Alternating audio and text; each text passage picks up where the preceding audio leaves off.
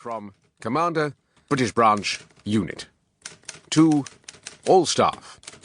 Ref 3/0038/ALS/MH. Subject, Scientific Advisor, arrival thereof.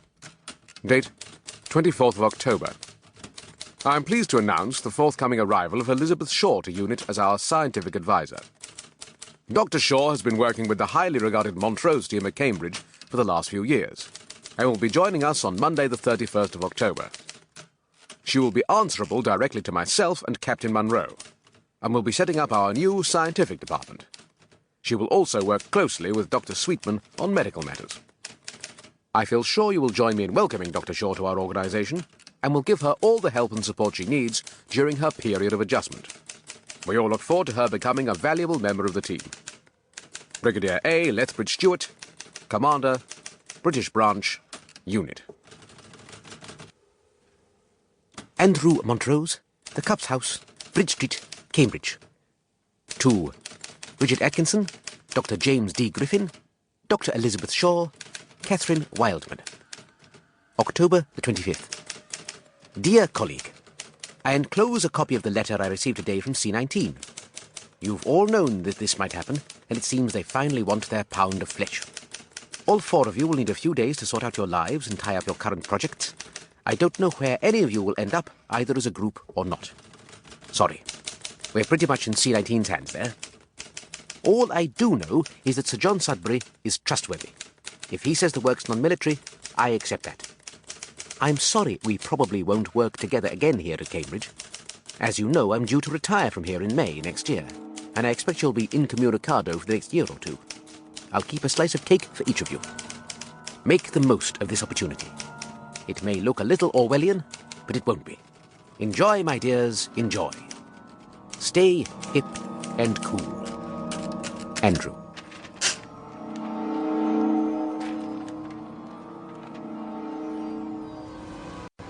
Episode 1. Jesus, coughed Grant Traynor into the darkness. The tunnel reeked of chloroform, condensation and antiseptic, plus a blend of amyls nitrite and nitrate and urine. All combined together in a nauseous cocktail that represented something so horrible that he couldn't believe he was involved in it. Why was he there? How could he have sunk so low that he had ever accepted all this? Over the last 10 years or so, Traynor had not only accepted, but even taken part in events so abhorrent it had taken him until now to do something about it.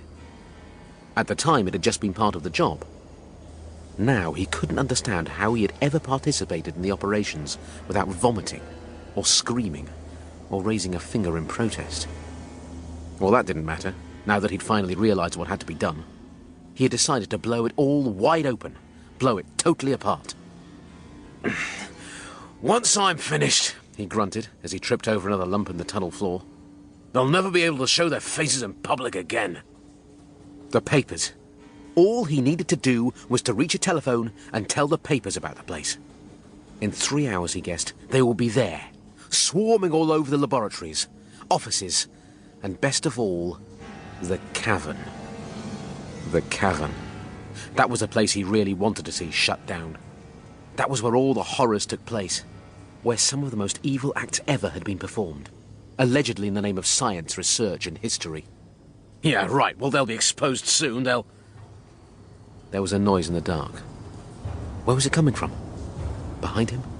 In front? He had to strain to listen. The tiny amount of light in the tunnel was barely enough to enable him to see where he was treading, let alone yards ahead or behind. A snuffling sound like an animal, like a pig snorting out truffles. It sounded like that... Jesus, no, not down here. Grant moved a bit faster. They know I've gone. They've sent the stalker down here, after me. The snuffling noise was nearer, and this time he could hear the growl too. A deep, slightly tortured growl that would send even the most ferocious Rottweiler scurrying for safety. And Traynor had helped to make it sound that way. He knew its limitations.